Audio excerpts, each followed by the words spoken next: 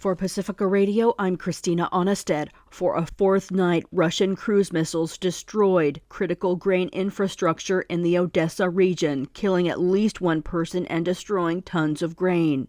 It comes as the UN Security Council meets today to discuss the impacts of Russia ending its Black Sea grain initiative that allowed Ukrainian grain shipments from ports in the Black Sea. Russia now says vessels in the Black Sea can be military targets. Meanwhile, the U.S. says Ukraine has begun using U.S. cluster munitions, which are banned by more than 100 nations. They release dozens of smaller bombs that don't always explode and can lay dormant for years before being triggered, maiming people and claiming lives. Russia earlier this week said it had plenty of its own arsenal of cluster munitions. And another escalation of the war, NATO and Germany say they're prepared to support Poland, which has amassed troops at its border with Belarus, where Wagner forces are training.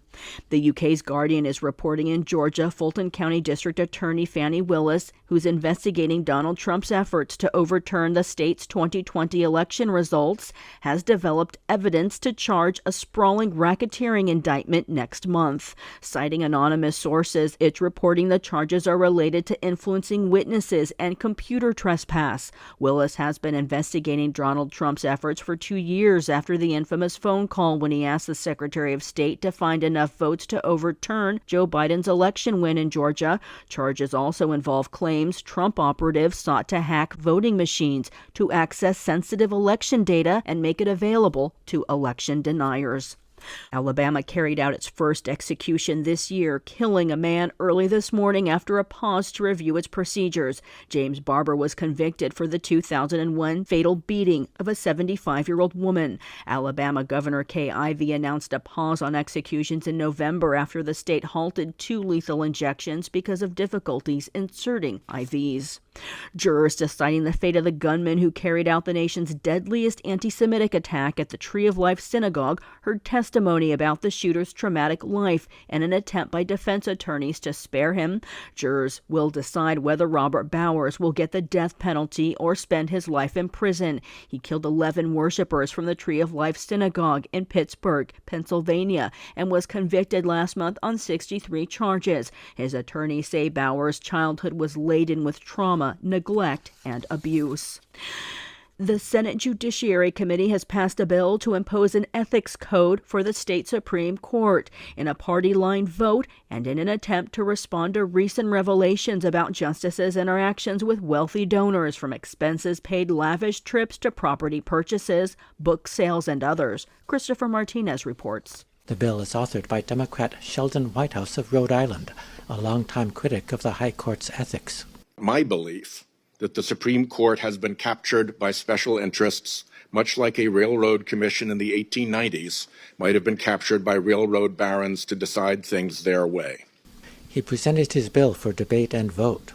We are here because the highest court in the land has the lowest standard of ethics anywhere in the federal government. The bill would give the Supreme Court 180 days to adopt a code of conduct.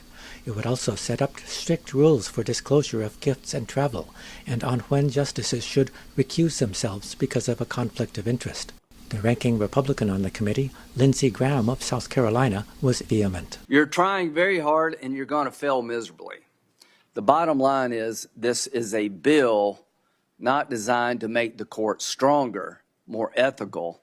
It is a bill to destroy a conservative court. I'm Christopher Martinez. Tribal leaders and environmentalists working to block construction of a huge lithium mine in Nevada lost the fight in court this week when a 3-judge panel at the Ninth Circuit rejected arguments that federal permits for the Thacker Pass mine violate environmental laws and would destroy sacred land to 3 tribes, the Paiute, Shoshone, and Washoe people.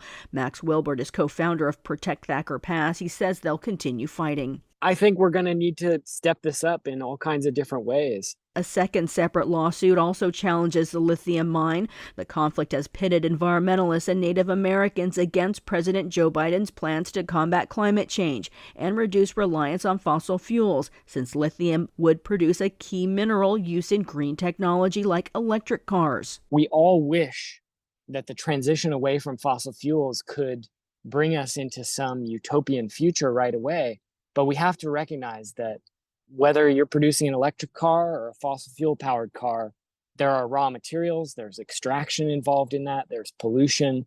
And unless we can reduce driving, reduce the consumption of cars, reduce how much energy we need, and so on, then we're really just going to be tinkering around the edges. In the rush for green power, Wilbert says an Australian company is looking to develop another lithium mine some 20 miles away. I'm Christina Onnested reporting for Pacifica Radio.